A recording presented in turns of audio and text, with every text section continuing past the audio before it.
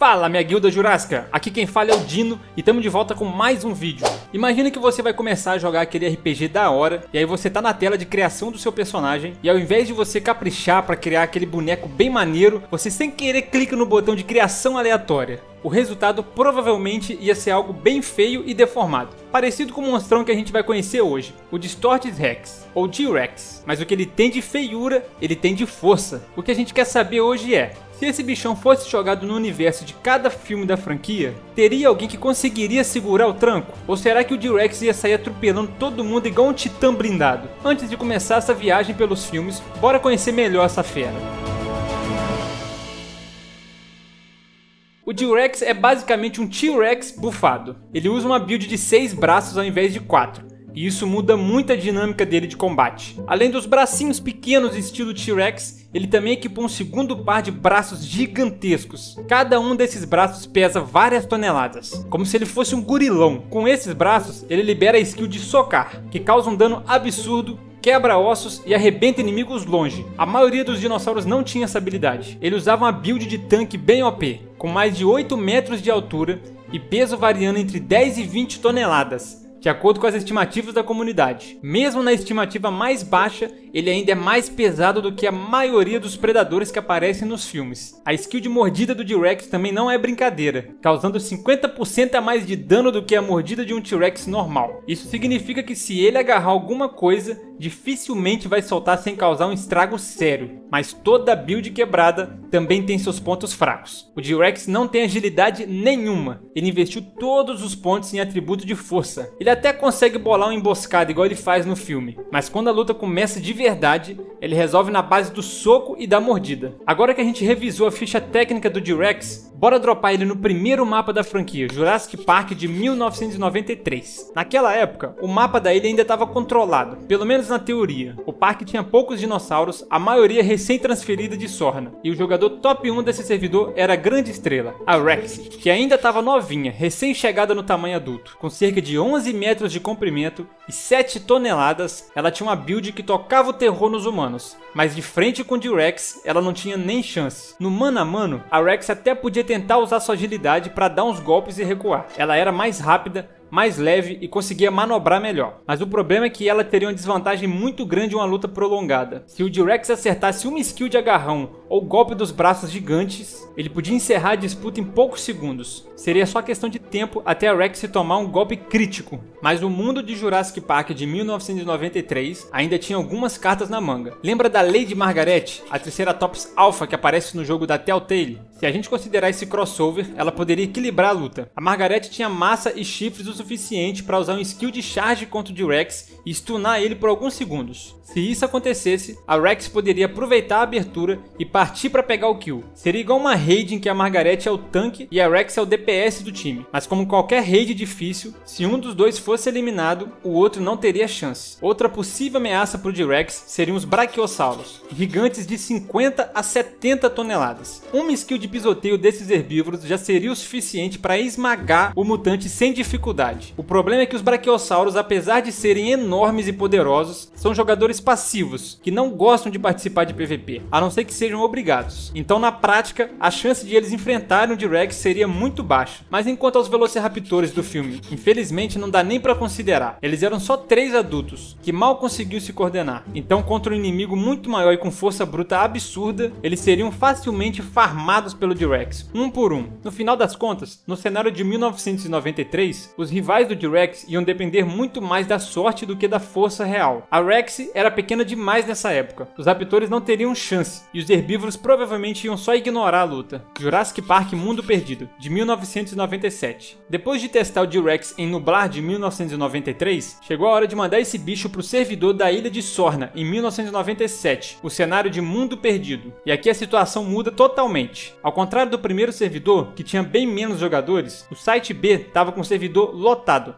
cheio de jogadores de várias espécies vivendo soltos. Era igual sair de um mapa de tutorial e cair em um mapa de PVP cheio de jogador. Opa! Você sabia que canais pequenos como o meu precisam muito da sua inscrição e da sua joinha para conseguir crescer? Então corre ali e clica nos botõezinhos ali embaixo para me ajudar. E se você chegou nessa parte do vídeo, escreve aí nos comentários qual dinossauro ia conseguir solar o T-Rex. Logo de cara, o T-Rex ia chamar a atenção de dois grupos bem diferentes, os raptores listrados e o casal de tiranossauros, os raptores de Sorna. No filme, a gente viu a matança no campo de trigo, dezenas de raptores farmando humanos. Se esse bando resolvesse focar no T-Rex, eles poderiam ser um problema sério. Números são sempre uma arma poderosa contra inimigos grandes, mas tem só um problema: a coordenação zero. Esse clã de raptores não tinha uma boa comunicação na hora de jogar, cada um atacando por conta própria. Se eles enfrentassem o T-Rex, que podia usar as skills de agarrar, esmagar e morder, a luta ia virar um massacre. Alguns raptores até iam conseguir pular e arranhar, mas ia precisar de um só soco dos braços gigantes do T-Rex para destruir a build de papel dos raptores. No fim das contas, o mais provável seria que eles fossem desistir e comer os próprios mortos, assim como eles já tinham feito antes. O casal de tiranossauros. Aqui a coisa fica mais interessante. O Buck e a Doe, que são os pais do bebê T-Rex, tinham um grande diferencial: eles trabalhavam em dupla. Não era uma cooperação perfeita como a dos raptores inteligentes, mas era o suficiente para fazer a diferença. Os dois juntos podiam aplicar a clássica estratégia do revezamento. Enquanto um fica baitando o T-Rex, o outro vai caetando e causando dano aos poucos, com mordidas nas pernas ou na cauda do grandão. Quando o T-Rex estivesse com 1 de HP, era só os dois partirem pro ataque e pegarem a kill. É claro que eles ainda teriam que tomar muito cuidado, porque só uma mordida ou golpe errado podia ser fatal. Se o T-Rex agarrasse um deles, aí era GG, mas numa fight prolongada, com muita trocação de mordida e talvez até mais uns tiranossauros se juntando, a balança ia pesar demais contra o mutante, porque em Sorna não existia só um casal de tiranossauros. Se mais aliados aparecessem, a gente teria um verdadeiro exército de tiranossauros defendendo o território. Desse jeito, o T-Rex teria que lutar em uma teamfight completamente sozinho, e seria impossível ele vencer assim. No universo do mundo perdido, a situação seria complicada. O T-Rex até conseguia derrotar os raptores e intimidar um T-Rex isolado, mas contra um grupo de tiranossauros ele não teria a mínima chance. Jurassic Park 3, de 2001. Nesse filme, o T-Rex daria de cara com um dos jogadores mais temidos da franquia, o Spinosaurus de Sorna. Esse Spino era um jogador bem agressivo por natureza. Ele não só atacou humanos, como também caçou o T-Rex local, partindo direto pro PVP. E já que o T-Rex tinha um traço de tiranossauro na genética dele, o Spino provavelmente iria atrás dele do mesmo jeito. Mas aí que vem um problema. Contra o T-Rex, o Spino perderia os 3 principais trunfos que ele usou contra o T-Rex no filme. Na luta original, a build do Espinossauro tinha vantagem na altura, peso e força bruta. Desse jeito ele conseguiu solar o T-Rex com um golpe certeiro no pescoço. Só que o T-Rex é bem maior, mais pesado e tem braços extras. Então essa vantagem do Spino simplesmente desaparece. Claro que se o Spino conseguisse levar essa luta para a água, ele ainda teria uma boa chance. Na água ele recebia o buff que aumentava a velocidade e o dano dele, e ali ele podia tentar cansar ou até afogar o mutante, mas seria muito difícil ele conseguir atrair o T-Rex para a água. E em terra firme, o Spino com certeza iria perder esse X1.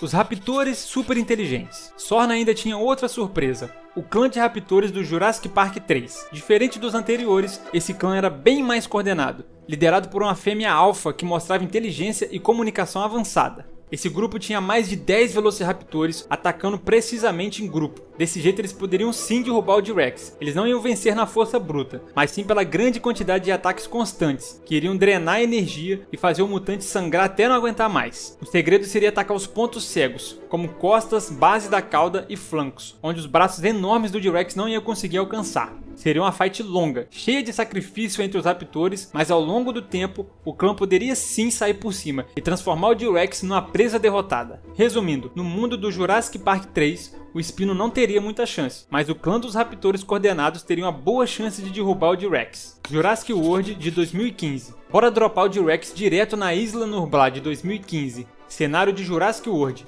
E aqui talvez o jogo comece a ficar mais equilibrado, porque é o primeiro mapa onde ele vai encontrar outro híbrido, a temida Indominus Rex, o encontro dos monstros. Se o T-Rex tivesse surgido nessa época, mais cedo ou mais tarde ele ia cruzar caminho com a Indominus, e essa luta ia ser digna de AMV do YouTube. Os dois são monstros criados para serem o mais assustador possível, cada um tem seus pontos fortes. A build do T-Rex é completamente focada em força bruta, com uma mordida devastadora e soco que parece um canhão. Já a build da Indominus é mais equilibrada. Além da força, ela também tem inteligência avançada, capacidade de se comunicar com outros dinossauros e até a habilidade de camuflagem. Num PVP direto, a Indominus provavelmente ia tentar usar a sua esperteza para garantir uma vantagem. Ela podia usar a skill de camuflagem para chegar de surpresa, mirando nas pernas ou tendões do T-Rex. Só que diferente de um tiranossauro comum, o T-Rex tem 4 membros membros de sustentação, então cortar uma perna não ia derrubar ele tão facilmente. E se a luta seguisse em campo aberto, o T-Rex tinha uma grande chance de agarrar e esmagar a Indominus.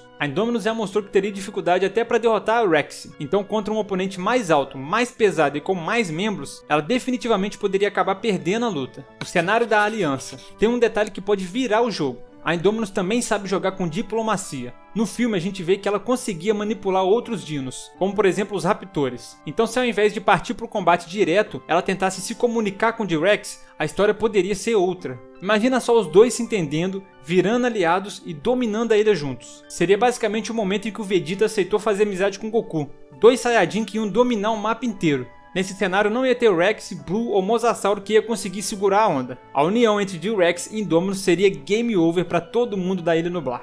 Agora vamos avançar alguns anos e jogar o T-Rex direto no mapa do Jurassic World Reino Ameaçado. Aqui a situação já mudou muito. A ilha já não é mais o palco principal, os dinossauros estão em extinção e o foco muda para o continente inteiro. Na mansão Lockwood, os dinossauros estavam presos em jaulas e muito debilitados, o que significa que o T-Rex teria pouca resistência à altura dele. O único adversário real seria o Indoraptor, mas mesmo assim, a luta não teria nem graça. O Indoraptor até mostrou que a build dele poderia ser quebrada dependendo do cenário que ele enfrentasse, mas nada disso ia fazer diferença diante da mordida e da força do T-Rex. O Indoraptor talvez até conseguisse pular nas costas do T-Rex e causar alguns arranhões, mas a chance de sobreviver mais de alguns minutos seria mínima. No momento em que o T-Rex conseguisse segurar ele com um dos seus braços gigantes, o Indoraptor seria completamente esmagado. O Indoraptor bater de frente com o T-Rex seria igual tentar solar o Barão no level 1. Ou seja, no Reino Ameaçado, o T-Rex seria praticamente imbatível. O Indoraptor não ia conseguir bater de frente com ele, e os outros animais estavam fora de combate. O máximo que poderia acontecer era o mutante ser soterrado por uma multidão em fuga, e mesmo assim não dá pra garantir que ele ficaria no chão por muito tempo. Jurassic World Dominion de 2022. Chegamos ao final da linha, em Jurassic World Dominion. Esse é o mapa final onde a franquia juntou a galera toda num lugar só. E aqui o T-Rex daria de cara com um dos grandes predadores mais temidos dos últimos anos, o Giganotosaurus. Confronto com o Giga.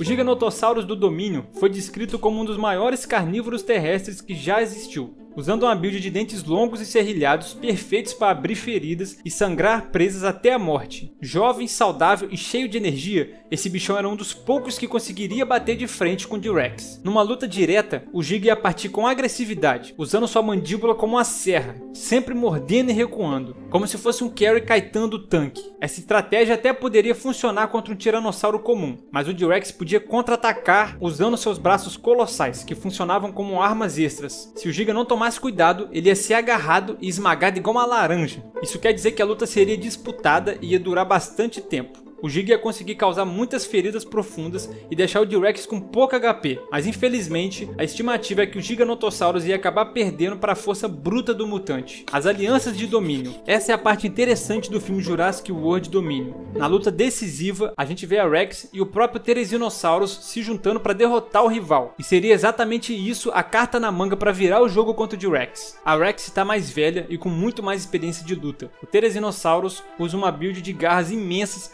que perfura qualquer coisa. Sozinhos eles teriam muita dificuldade de encarar o mutante, mas se eles trabalhassem juntos, eles podiam vencer essa fight, cada um atacando de uma direção, cortando, mordendo, furando e rasgando até que o T-Rex finalmente caísse. Seria um time balanceado cooperando para derrotar o final boss de uma raid jurássica. Resumo da ópera. Agora que a gente percorreu todos os filmes, vamos fazer um resumo rápido de como o T-Rex se saiu em cada filme. Em Jurassic Park de 1993, ele iria dominar o servidor. Nenhum jogador teria chance contra ele. Em Jurassic Park Mundo Perdido, o maior problema seria o grupo de tiranossauros. Provavelmente nesse cenário ele sairia perdendo. Em Jurassic Park 3, os raptores coordenados seriam bem perigosos, mas é incerto se eles conseguiriam dar conta do T-Rex. Em Jurassic World, a Indominus provavelmente não tinha condição de vencer ele em um confronto direto, mas ela podia usar sua habilidade de diplomacia para tentar se aliar com ele, mas isso ia depender muito da sorte. Em Jurassic World Reino Ameaçado, ele seria imbatível. O Indoraptor não ia chegar nem perto de derrotar o mutante. E em Jurassic World Dominion, se os predadores gigantes resolvessem fazer uma aliança, eles iriam vencer a luta facilmente, mas seria um cenário muito improvável. No final, o T-Rex seria o final boss da franquia, e os únicos cenários em que ele poderia ser derrotado são cenários em que os dinossauros trabalham em equipe para poder vencer. Mas no confronto direto, no mano a mano, no 1x1, provavelmente seria impossível o T-Rex perder para qualquer dinossauro da franquia inteira. é o legado do T-Rex. O que mais impressiona no mutante é que, apesar de ele parecer um erro, um monstro deformado,